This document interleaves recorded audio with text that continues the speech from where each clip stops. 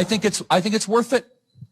I think it's worth to have a cost of, unfortunately, some gun deaths every single year so that we can have the Second Amendment to protect our other God-given rights.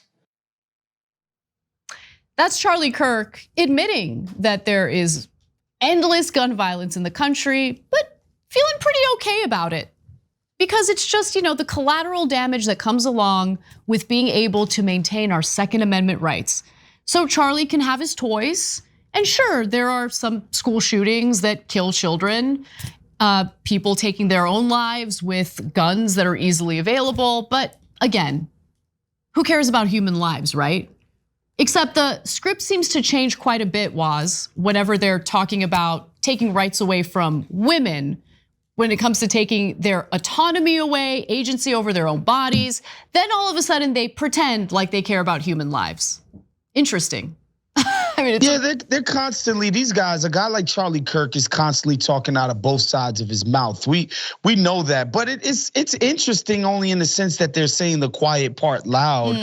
Although I don't know how you could come away thinking anything else, that they see deaths of children as sort of the eggs that get broken to make their quote unquote freedom omelet. Essentially, that's just how they see it. This is collateral for their freedom to, overcompensate with guns. That's been the case. And what I would tell people too, it's not even just the mass and the school shootings, which are absolutely horrible. Overwhelmingly, gun deaths in America are just petty squabbles between people who know each other over a card game, a lover's quarrel, all kinds of mundane, everyday issues. Road rage.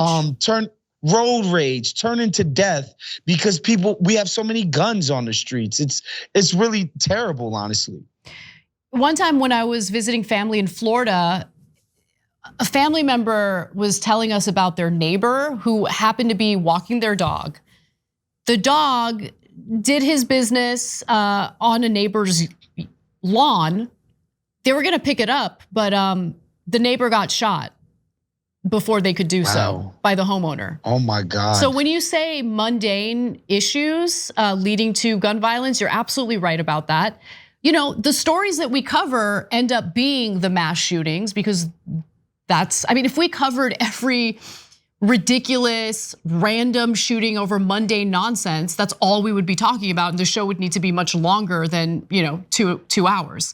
Well, and I just want to say this one last thing. The reason why I bring it up is because the right is always going to paint these mass shooters as, this unhinged mental health. This person went crazy. Well, when the reality is most people are not crazy when they kill people.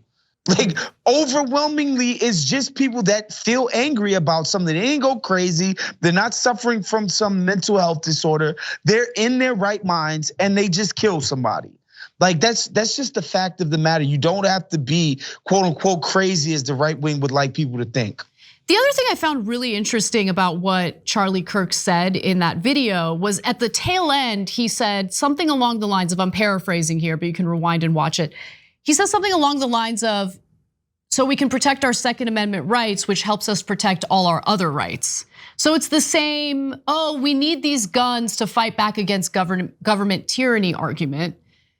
To which I say, do you really think, Charlie Kirk, that you can beat the government with your weapons? Even with the insane weapons that Americans are easily able to obtain today? Do you know how easy it would be to drone strike you? I mean, ask Obama. He did it to an American citizen under his watch. I mean, not in the United States, but an American citizen that was suspected of terrorism abroad. But it was still an American citizen who had constitutional rights and should have seen his day in court, but he didn't. And so, when you consider the kind of weaponry the United States military has, are we really having a conversation about an armed militia succeeding in fighting back against the government?